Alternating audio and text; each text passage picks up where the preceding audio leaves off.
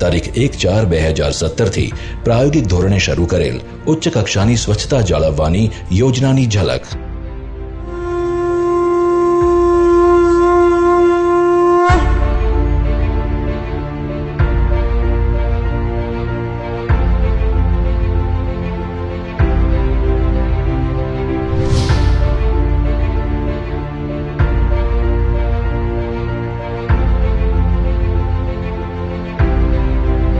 આપણે નાનપણથી સાંભળતા આવ્યા છીએ કે સ્વચ્છતામાં પ્રભુનો વાસ છે।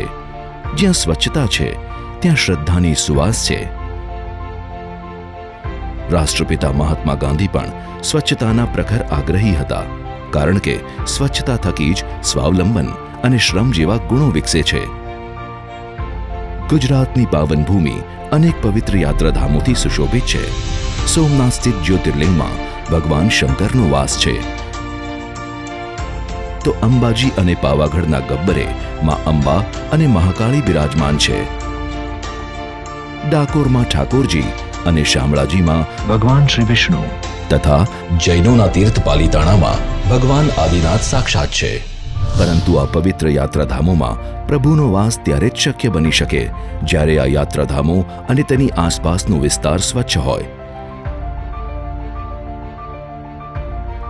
દેશ વિદેશથી આવતા અનેક શ્રદ્ધાળુઓની આસ્થાના પ્રતીક સમા આ યાત્રાધામો આપણા ગુજરાતની આન બાન અને શાન છે, અને સ્વચ્છતા થકી આ ધામોની પવિત્રતાને અકબંધ રાખવાના શુભ આશયથી હાલના વડાપ્રધાન શ્રી નરેન્દ્ર મોદીએ સ્વચ્છ ભારત અભિયાનનું સ્વપ્ન સેવ્યાની સાથે આ યાત્રાધામોને 24/7 અને 365 ડેઝ ઉચ્ચ કક્ષાની સ્વચ્છતા પ્રદાન કરવાનો નિર્દેશ કર્યો।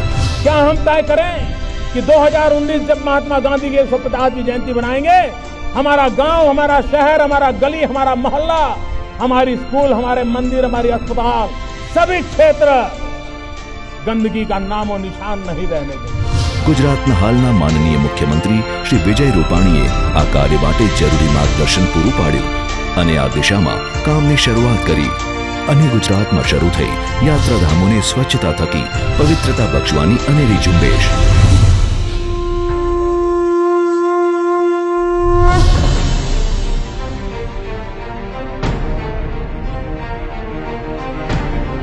આ અંતર્ગત ઉચ્ચ કક્ષાની સ્વચ્છતા જાળવવા માટે ટેન્ડર બહાર પાડીને એજન્સીની પસંદગી કરવામાં આવી, અને ગુજરાતના 8 પવિત્ર યાત્રાધામો જેવા કે સોમનાથ, દ્વારકા, જૂનાગઢ ગિરનાર, પાલિતાણા, અંબાજી, ડાકોર, પાવાગઢ અને શામળાજી આમ કુલ 11 લાખ ચોરસ મીટર કરતાં પણ વધુ વિસ્તારને આવરી લેવામાં આવશે।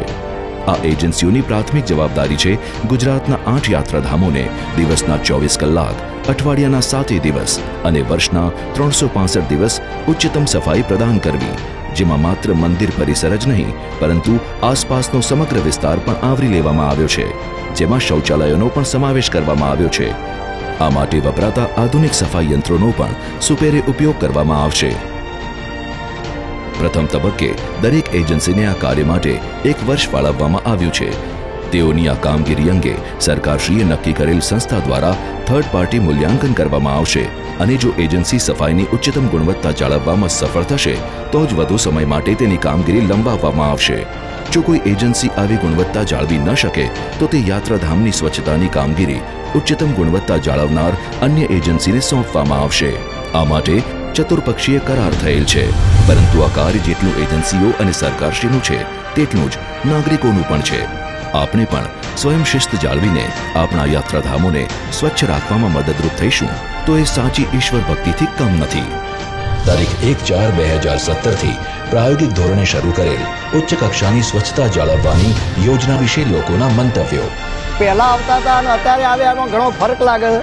સ્વચ્છતાની દ્રષ્ટિએ મંદિર પરિસરમાં ફરીને જોઈએ તો આનંદ થાય એવું વાતાવરણ લાગે છે। ચોખ્ખાઈ જે અત્યારે છે એ ચોખ્ખાઈ તો આપણે આ મંદિરોની કંઈ કલ્પના ન કરી શકીએ એટલી ચોખ્ખાઈ છે અહીંયા। આધુનિક ટેકનોલોજીથી જે મશીનરી અત્યારે યુઝ થઈ રહી છે એનાથી ખૂબ જ ક્લીનનેસ આવી રહી છે।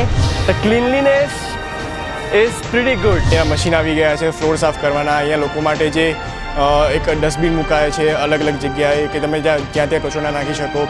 અહીંયા કોઈ ગંદકી નથી તો તમને બી જોઈને એવું થાય છે કે તમે બી એ કચરો ના નાખો. સામાન્ય જે દર્શનાર્થી છે એ થોડો ભાગ ભજવે તો મને લાગે છે કે અહીંયાના જે લોકો છે એના માટે બી કામ થોડું આસાન થઈ જાય.